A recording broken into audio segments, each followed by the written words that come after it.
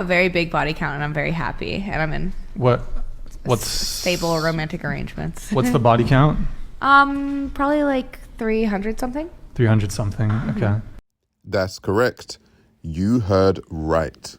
300. Now, we are now living in a time where 304 culture, whole culture, whore culture, promiscuity is the order of the day. Women are no longer embarrassed to tell you that they have had multiple penises inside of their vagina. How did we get to this point? What's the body count? It's over 500. No. It's probably over 600. You really a demon? Haram! We need the will of God. We need Allah. Listen, I'm ready for the asteroid. I've had enough. What's your body count? That's classified information. Give me a range. Come on. Under 30. Under 30? Mm-hmm. So like 29? Fuck. God, I hope my mom does not see this. There is a reason why men have decided to stop dealing with women in the Western world, and the passport bros have decided to pack up, leave, and try and find a woman in another country. Women in other countries are not the same as Western women. Western women have been fed a diet of feminism. They have been fed a diet of independence, and it has led them to become essentially whores of Babylon.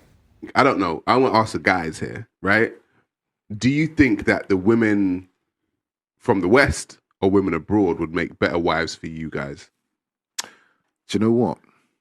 For starters, I haven't had problems getting submissive women in the UK. Mm-hmm.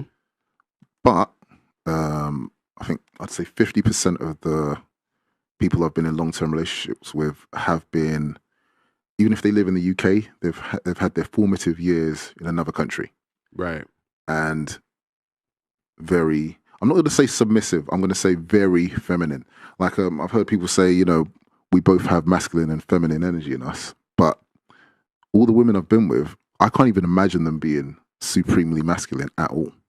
Like they're so feminine that even when they're trying to do masculine type things, it just comes off feminine, and that's femininity. Do you mind to me me asking, like, what countries they were from, respectively? The one I'm really thinking about now, she was brought up in South Africa. Okay. And another one I'm thinking of, she was like her mum's Filipino, so right, you know, and a Filipino that wasn't born here. Yeah, right. So she's got that influence. Yeah. I think ultimately women in the West are brought up to be more independent, whereas women in different cultures may be brought up to be independent, but ultimately are brought up to serve the man. So based on that, they're wired differently, and they have different goals or they play different roles in comparison to women in the West when it comes to marriages and relationships. What's your body count? You don't want to know. What do you mean? I don't even know. What's the estimated number? Is it above 10? Yeah. Is it above 20? It's between 20 and 100. Damn! This type of behavior is happening all over the West. All over the Western world, from the UK to the US to all of the countries in Europe. The women do not care. So then where does that leave us as men? When we want to settle down, when we want to get a wife, when we want to get a long-term girlfriend, what is our option? It seems as if it's time to fly and go abroad. Passport bros are here for a reason. And why do you keep making these hateful videos if you don't want them? We want them. They are good people. They are wonderful people. So what is wrong with that? If you cannot cook, if you cannot clean as a woman, actually, how do you take care of your hygiene? How do you clean that wig? How do you clean those nails? I don't understand you ladies. Oh, they are going overseas for women that are more beatable. Honestly, what you're doing to yourself, you're humiliating yourself. You are. There's no way you can insult your fellow women just because we are submissive. Do you even read your Bibles? A woman was meant to be submissive. And leadership, it's for men. Just because you're making money doesn't make you a man. And If you feel like you're a man, please get your girlfriend pregnant and please let us know. From there, we will respect you. But all I can say, please let us be. Let the passport bros be. And for the passport bros, kings, you're wonderful. Please don't settle for less. Please don't stop even making these videos. Stop. Move in silence. Do it. Go where you are accepted. Go where you are loved. Go where you are taken care of.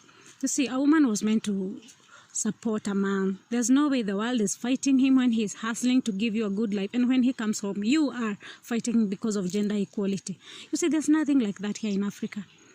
It seems like gender equality has literally led women of the West just to be like 304s, just to tell people that they have a body count of 300 or 50 or 600.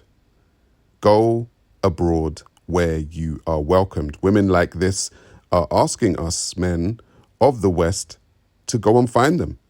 So why not grab your passport and go and find a woman who won't be on the internet showing everybody that she has slept with 300 men or 50 men or however many. Women like this exist. Tanzanian traditional women spend a lot of time doing household duties. 65% of farmers in Tanzania are women, and there's no surprise that 1/3 of all households are headed by Tanzanian women in the country.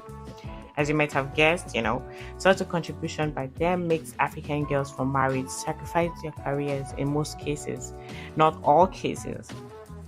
And if a woman came to me and said, I've slept with 1,000 men because I was broken and I had been abused and blah, blah, blah, right? You still slept with 1,000 men. Where's the compassion in that, though? I'm not thinking about, I'm thinking about you've had 1,000 penises inside your vagina. If you are going to be with someone, shouldn't compassion be a main factor in that relationship, right? And understanding of who they are, of what they've been through, shouldn't that be a main factor? The world